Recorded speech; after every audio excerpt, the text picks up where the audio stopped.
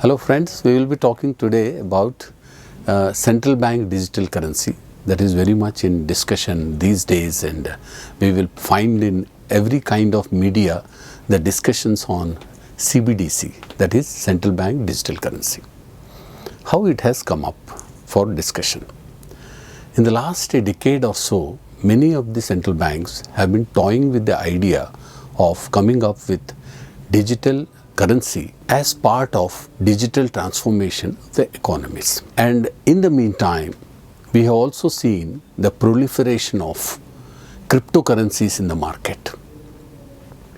Many of the countries, they are not very comfortable with the velocity with which the cryptocurrencies are entering the economy, for the reason that there is no authority which is issuing the cryptocurrencies, and we cannot track the origin or the destination of these funds which flow in the market.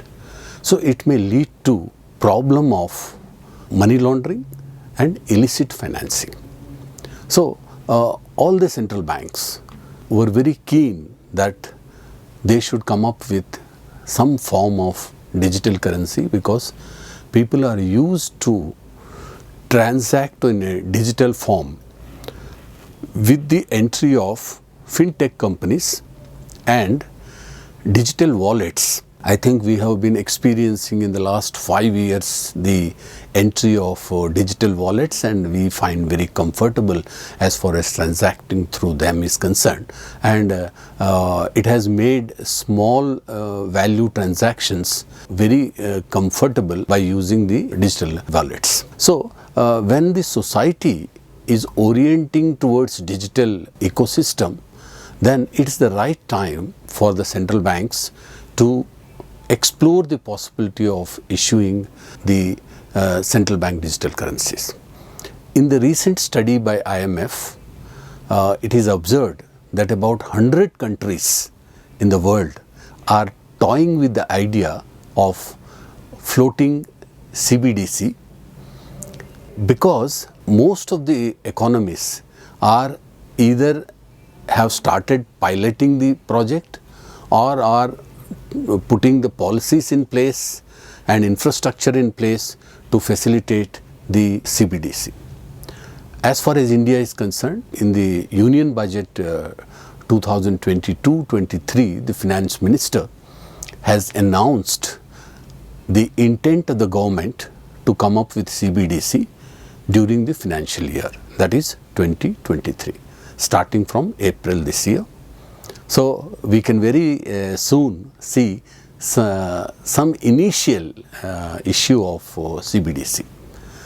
Now, as far as the risks are concerned, whenever we issue CBDC, there could be a lot of risks which we can list out, but the most important which we need to talk at this point of time is the disintermediation of financial intermediaries, that is, the savings of the community escaping the banking channel. That is one risk, because the moment the deposits, instead of being placed in the banks, are held by the central bank, then it will limit the ability of the banks to lend, because the banks will lend out of the resources that are augmented from the public. So that is one risk. Second is cyber risk. With the kind of dependency on technology and the kind of digital framework that are being used in floating the CBDC, there could be a lot of cyber risks. So, and the society is not very well equipped with the kind of digital literacy that is necessary, the level of maturity of digital literacy that is necessary to operate the CBDC. That is the reason that a couple of risks, particularly the CBDC has to handle: the disintermediation, the cyber risk, and it should be, the CBDC should be a means of payment and settlement system and not as a store of value. Like instead of keeping 1 lakh rupees with the bank, you will keep 1 lakh rupees in the digital form is not a good suggestion, because that 1 lakh will be isolated from the rest of the banking system and it could impact the developmental aspects. So that is why the central banks, many are thinking of not paying interest on the balances held by the central banks. Now we will have to see, since all these ideas are still at a very nascent stage, how they are going to, what you call, come up, and how the society is accepting it. And another risk is the low appetite to use CBDC, because it will be centrally monitored and the use of the funds can be tracked by the central bank at any point of time, because the formal economy will increase with the informal economy entering into formal. Like what has happened after GST will happen after CBDC, because even the smallest transaction will come within the data of the central bank. So that is good from the point of tax evasion, that we will be able to curb the tax evasion. But some of the people may have an apprehension that if I hold the CBDC, then it will be tracked. So that is one apprehension which may come up.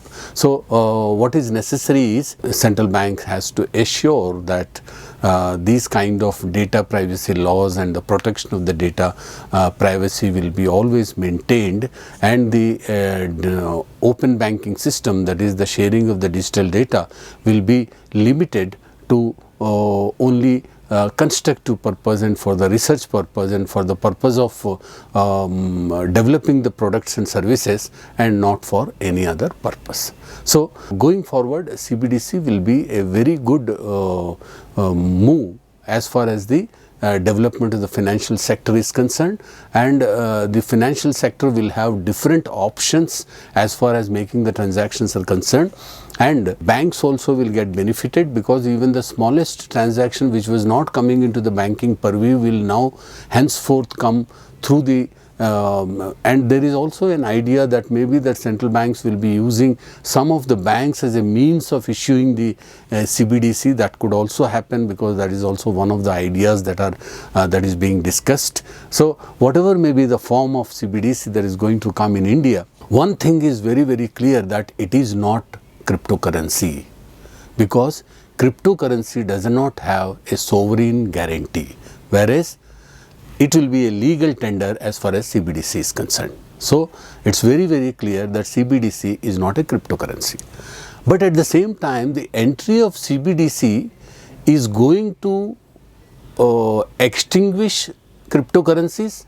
May not be so, because cryptocurrencies will continue to be an instrument that will be used for the purpose of betting, because its value changes with the demand and supply of the cryptocurrencies.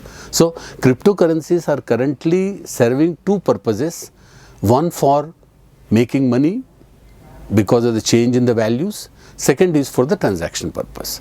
Now with the CBDC, the one part will be disconnected, that is for the purpose of making payments and payment and settlement, but it may continue in some parts in some way, and that is the reason that in the last union budget 30% of tax has been imposed on the digital assets, and cryptocurrencies is coming within that orbit.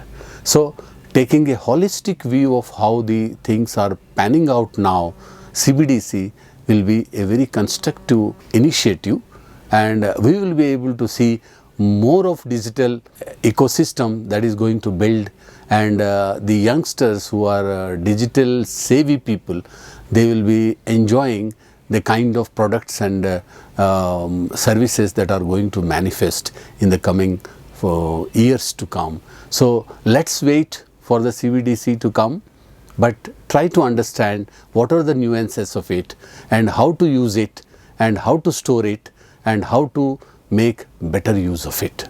So thank you very much for viewing the video, and we look forward for your views in the comment box. Please do not forget to subscribe and share the video so that more and more people will be benefited, and this learning series will continue, and we will come up with more interesting discussions in the coming editions of Knowledge series. Thank you very much.